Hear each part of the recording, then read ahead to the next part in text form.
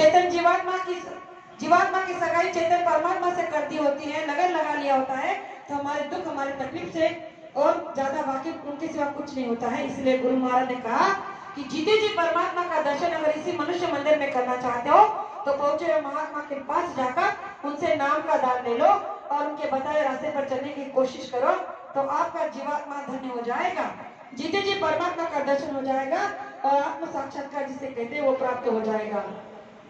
गुरु महाराज ने कहा कि इस शरीर से प्राण निकल जाए तो उसे मृत्यु कहते हैं। इस शरीर से इच्छा के साथ अगर प्राण निकल जाए तो उसे मृत्यु कहते हैं, लेकिन इच्छाओं के रहते अगर प्राण निकल जाए तो उसे मुक्ति कहते हैं।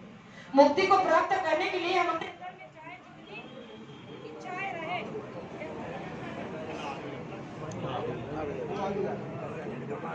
जय गुरुदेव। गुरु महाराज ने कहा कि अगर हमारे अंदर में हमारी इच्छाएं हैं और फिर भी अगर मृत्यु हो जाती है तो उन्होंने कहा कि हमारा मोक्ष नहीं होता, लेकिन इच्छाओं को अगर हमने निकाल कर हमारी मृत्यु हो गई तो हमारा मुक्ति हो जाती है। इसीलिए हमारे अंदर में इच्छाओं को कभी नहीं रखना है, जीते जी परमात्मा का दर्शन कर कर इस मनुष्य मंदिर को सफल बनाना है।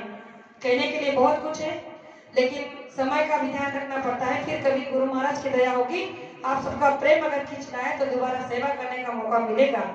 लेकिन मैं आप सभी से इतना कहना चाहूंगी कि आपकी संगत बड़ी सौभाग्यशाली है कि 3 दिन के कार्यक्रम में जो हमने देखा कि जन सैलाब पारोली गांव में इकट्ठा हुआ था, दूर दराज के लोग तो आए थे, लेकिन आपके क्षेत्र के लोग भी वहां पर बड़े संख्या में 3 दिन के लिए उपस्थित थे। तो आप ये कभी मत समझना कि आपका ये समय बेकार चला जाएगा। गुरु महाराज ने कहा कि आपका इसमें से एक एक पल का हिसाब आपको दिया जाएगा, क्योंकि ये बहुत बड़ा अनमोल रास्ता है। इसलिए कहा जाता है कि गुरु दरस को जाइए तज ममता अभिमान, गुरु दरस को जाइए तज ममता अभिमान, एक एक पग आगे बढ़े कोटि एक के समान।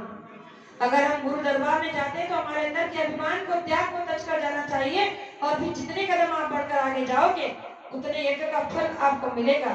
तो प्रेमियों, आप वहां पर करें, यहाँ पर आए तो समझ लेना कि आपका जीवन का एक एक मिनट का एक एक पल का जो भी गुरु महाराज साहब रख रहे हैं, इसका दुगना तिगना आपको मिलेगा।